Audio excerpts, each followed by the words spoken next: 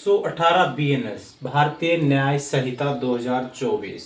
जो 1 जुलाई 2024 से लागू हो चुकी है। तो सेक्शन 118 बीएनएस को देखेंगे तो आप रिलेट कर पाएंगे, अगर आप एक एडवोकेट है या क्रिमिनल लॉ आपने पढ़ा हुआ है तो सेक्शन 324 और 326 जो आईपीसी होता था उन दोनों को मिला के एक सेक्शन बना दिया गया है, सेक्शन 118 बीएनएस। आपका सेक्शन 324 बात करता था सिंपल हर्ट की, simple hurt by dangerous weapon, और आपका सेक्शन 326 बात करता था voluntary causes the grievous hurt by dangerous weapon, यानी डेंजरस वेपन से आपने किसी को हर्ट या ग्रीवियस हर्ट कोज किया है तो आपका लगेगा सेक्शन 118 बीएनएस। जब भी आप एफआईआर पढ़े तो उसमें देखें कि सेक्शन 118 बीएनएस लगा है तो उसका क्लोज 1 लगा है या क्लोज 2 लगा है, क्योंकि दोनों में बड़ा फर्क है। सेक्शन 118 बीएनएस क्लोज 1 बात करेगा आपका सिंपल हर्ट की, क्लोज 2 बात करेगा आपका ग्रीवियस हर्ट की। सेक्शन दोनों के दोनों नॉन बेलेबल है। नॉन बेलेबल मतलब आसानी से बेल नहीं मिलती, यानी बेल आपका राइट नहीं है, आपको उसके लिए आर्गू करना पड़ेगा, प्रे करना पड़ेगा, मिल भी सकती है नहीं भी मिल सकती, वो आपके एडवोकेट पे डिपेंड करता है। अब मैं बात करूं तो आपका सेक्शन 118 बीएनएस कहता है वॉलंटरी कॉजेज ग्रीवियस हर्ट और grievous hurt by dangerous weapon. और अब डेंजरस वेपन आप किस चीज को कहेंगे, वो इसमें बहुत सारी चीजें हैं। जो आपका सेक्शन 118 बीएनएस वो इतना वाइड है, उसको इसकी आपको डेफिनेशन पढ़नी पड़ेगी। मैं आपको इसके डेफिनेशन अगर पढ़ के बताऊं तो whoever except in the case provided for subsection clause 1 of the section 122 बात करता है आपका डेंजरस वेपन से रिलेटेड। अब देखिए इसमें अब किन किन चीजों को आप hurt by means of any instrument for shooting, stabbing, cutting और any instrument which use as a weapon of offence is likely to cause death. ऐसा कोई भी हथियार जिससे मृत्यु कारित की जा सकती है, यानी डेथ कॉज की जा सकती है। मीन्स अभी आगे देखिए, और बाय मीन्स ऑफ फायर और एनी हीटेड सब्सटेंस और मीन्स ऑफ एनी पॉइजन और एनी कोर्सिव सब्सटेंस और means of any explosive substance और means of any substance which is deleterious to the human body to inhale, to swallow or to receive into the blood by means of any animal shall be punished with imprisonment of either discretion for a term which may be extended to 3 years। Close 1 को मैंने पढ़ के बताया आपको। इसमें इतना बड़ा आपका ये इतना वाइड सेक्शन है, इसमें आप स्टैबिंग को लीजिए, आप कटिंग को लीजिए, आप ऐसी कोई भी जहरीली गैस को ले सकते हैं जो इनहेल कर रहा है, ब्लड में इनहेल हो रही है, आप पॉइजनस फूड को लेके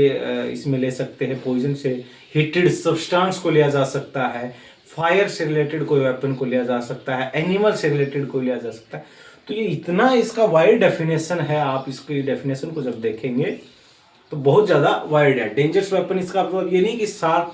कोई वेपन है, यानी धारदार कोई हथियार है उसी को आप नहीं, उसमें आप लकड़ी डंडे से लेकर बहुत सारे आपके वेपन है, ऑलमोस्ट सबको इंक्लूड करता है। एक तो जिससे डेथ काज की जा सकती है, वो उसमें लकड़ी डंडा भी हो सकता है, आपका कुल्हाड़ी भी हो सकती है, तलवार भी हो सकता है, चाकू भी हो सकता है आपका,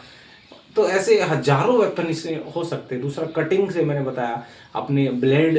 वगैरह है जो कट लगाने की चीज़ें हैं वो हो गई, इसमें फायर से रिलेटेड चीज़ें हो गई। तो बहुत वाइड ये सेक्शन है, आप इसके जब डेफिनेशन को देखोगे आप इसमें बहुत सारी चीज़ें इंक्लूड कर सकते हैं। तो 118 बीएनएस आप जनरली देखने को मिलता है जब आप अगर आप क्रिमिनल लॉयर है, आप क्रिमिनल लॉ को पढ़ रहे हैं, तो यूजुअली एफआईआर में लड़ाई झगड़े में अगर हथियारों का यूज हो रहा है तो सेक्शन 118 बीएनएस बहुत आपको देखने को मिलेगा। अब आपके मैं इसके क्लोज 1 की बात कर रहा हूँ तो इसमें पनिशमेंट की बात है, मैंने डेफिनेशन पढ़ दी, उसके बाद में पनिशमेंट की बात आती है। तो पनिशमेंट इसमें क्या है, तो अगर सिंपल हर्ट कोज की गई है बाय डेंजरस वेपन से, या मैंने बताया कोर्सिव, पॉइजन या सब्सटेंसिव, फायर एक्सप्लोजिव, इन सब चीज़ों से अगर आपने किसी को सिंपल हर्ट कोज किया है, सिंपल हर्ट जो आप पढ़ रहे थे सेक्शन 115 में, अगर वो आपने कोज किया है तो 3 साल तक की सजा या फिर 20,000 रुपये जुर्माना या फिर दोनों, यानी shall be punished with 3 year imprisonment or 20,000 fine और विद बोथ, दोनों भी हो सकते। अब बात की कर रहा हूं क्लोज सेकेंड की, जो बात करता है ग्रीवियस एक्ट, यानी सेम इन्हीं चीजों से, इन्हीं डेंजरस वेपन से किसी को आपने ग्रीवियस हर्ट कोज कर दिया तो आपकी पनिशमेंट बढ़ जाएगी, क्योंकि जो इंजरी है वो ज़्यादा सीरियस नेचर की कार्य की है तो डेफिनेशन भी है उसकी बढ़ जाएगी आपको, तो उसकी पनिशमेंट क्या होगी। तो क्लोज बात करता है उसकी पनिशमेंट की, तो आपको कम से कम 1 साल तक की सजा, कम से कम यानी 1 साल की तो करनी ही पड़ेगी मजिस्ट्रेट को यहाँ पे, और ज़्यादा से ज़्यादा वो बढ़ के विच में भी एक्सटेंड टू 10 ईयर्स, यानी ज़्यादा से ज़्यादा 10 साल तक की सजा,